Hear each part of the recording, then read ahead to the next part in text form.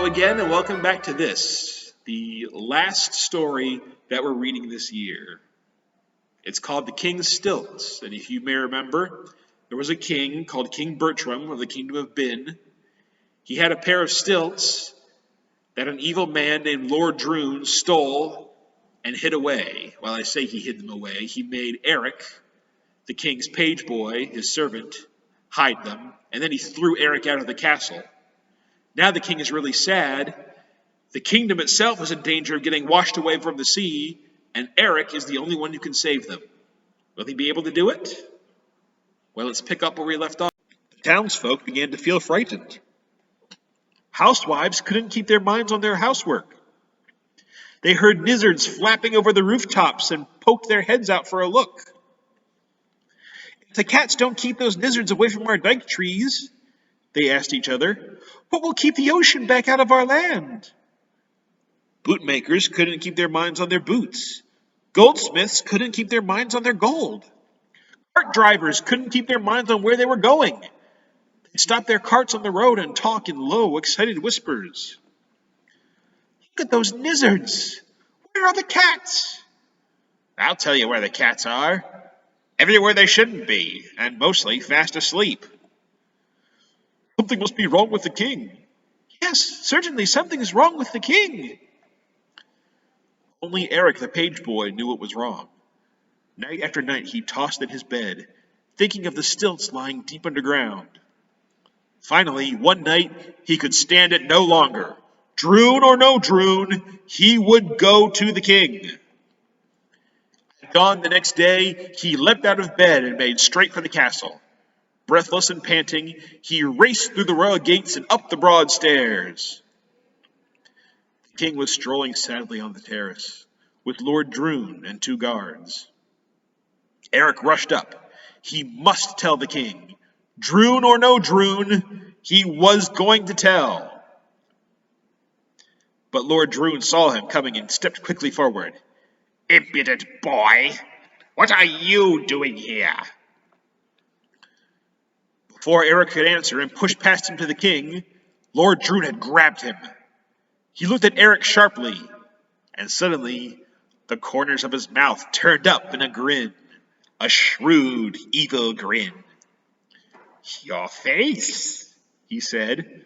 What's wrong with your face? Face? Said Eric. He rubbed his hand over his forehead.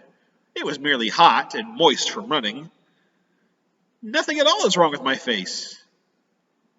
It's red, said Lord Droon, with a sly look he always had when he lied. It's awfully red.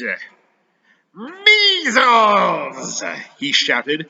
Oh, gods! Take him away! Lock him up!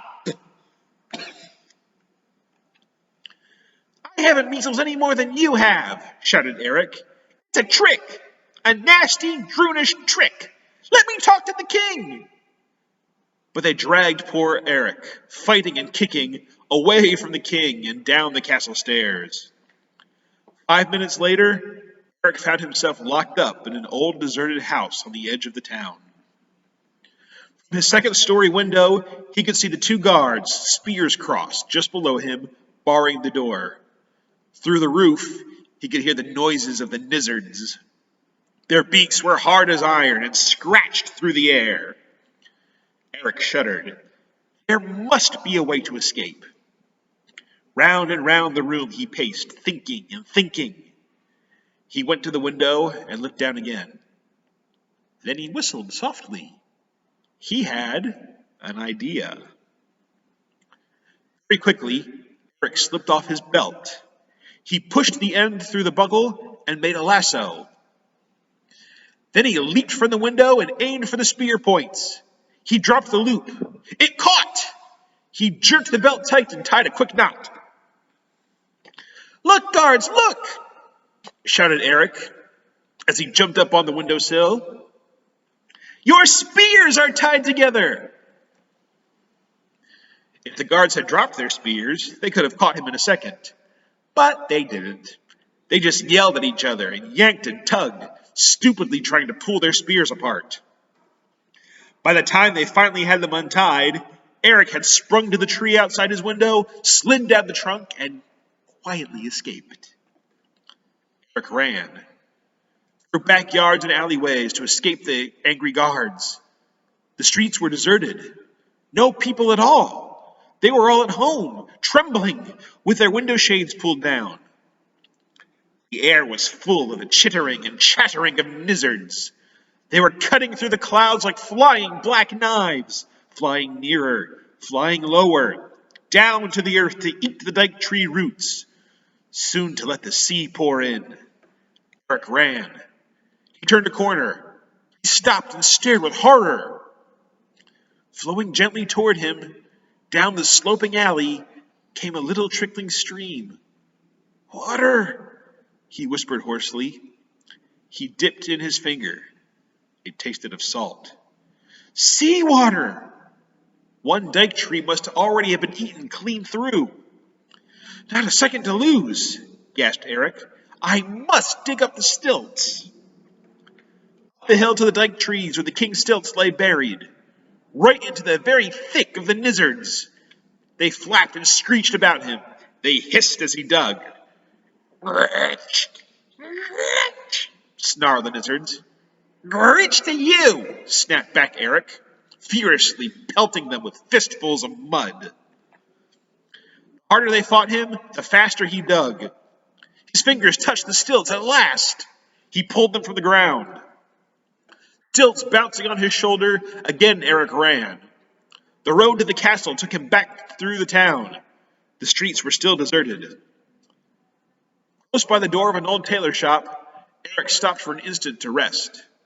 The stilts had begun to hurt his shoulder. "Those two stupid guards," he thought. "I wonder where they are."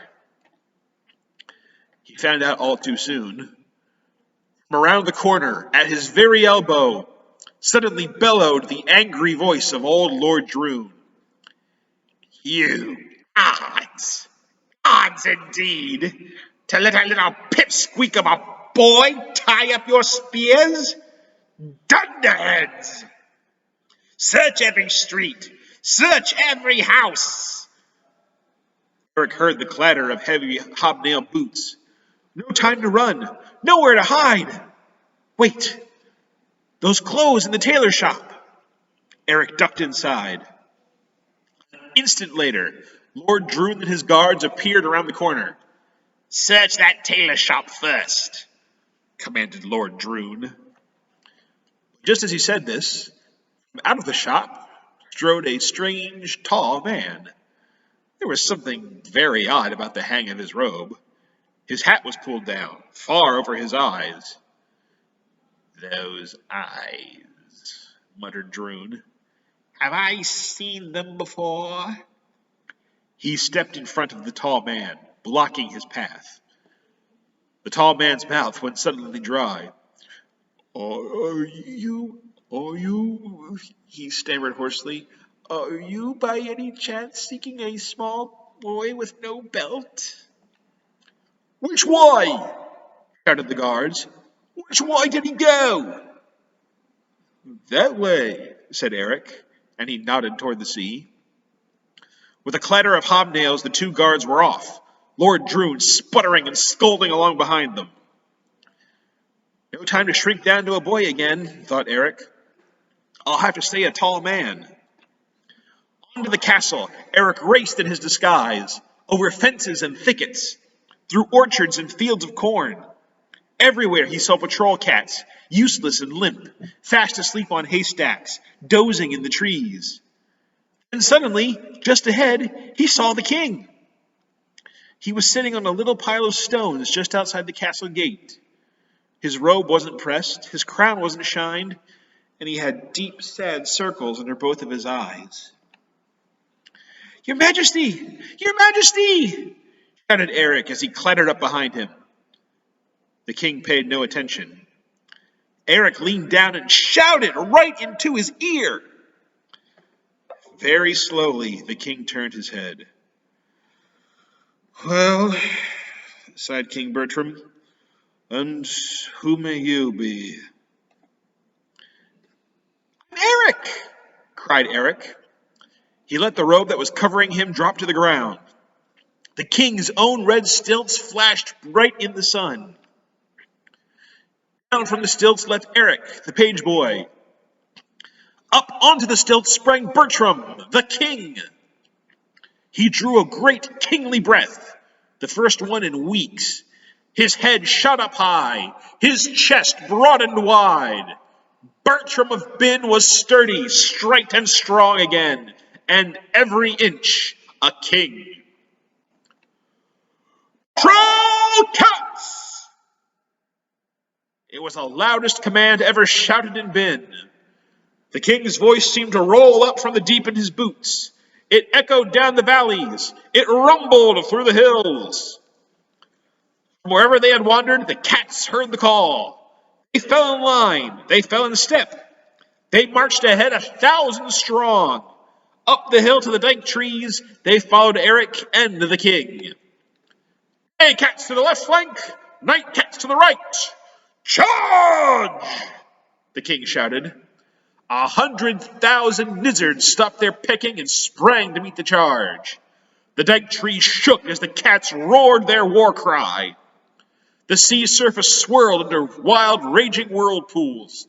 The noise was heard in Sambaland, 500 miles away. Fur flew fast, but feathers flew faster. It took only 10 minutes. The kingdom was saved. The townsfolk stopped trembling indoors behind their window shades. They rushed out from their houses and filled the air with cheers. Then the king punished Droon in a most fitting way. He sent him to live by himself, with a guard of patrol cats, in that old deserted house with the sign that said measles. He made him eat nizzards 3 times every day. Stewed nizzards for breakfast, cold nizzards for lunch, fried nizzards for supper. And every other Thursday they served him nizzard hash. To Eric, his page boy, the king gave a fine and just reward. He ordered the royal carpenter to make another pair of stilts. Tall stilts, red and flashing, exactly like his own. From then on, every day at 5, they always raced on stilts together. And when they played, they really played. And when they worked, they really worked. And the cats kept the nizzards away from the dike trees, and the dike trees kept the water back out of the land. The end. Well, there we go. And that is the end of The King's Stilts, and the last story that I will be reading for this school year. I want to thank you very much for letting me spend some time with you and for letting me read this story to you. I hope you enjoyed it, and I hope to see you again next year. Maybe we can find some more things to read together. Well, that's all we have for today, so goodbye, and I hope to see you again later. Take care.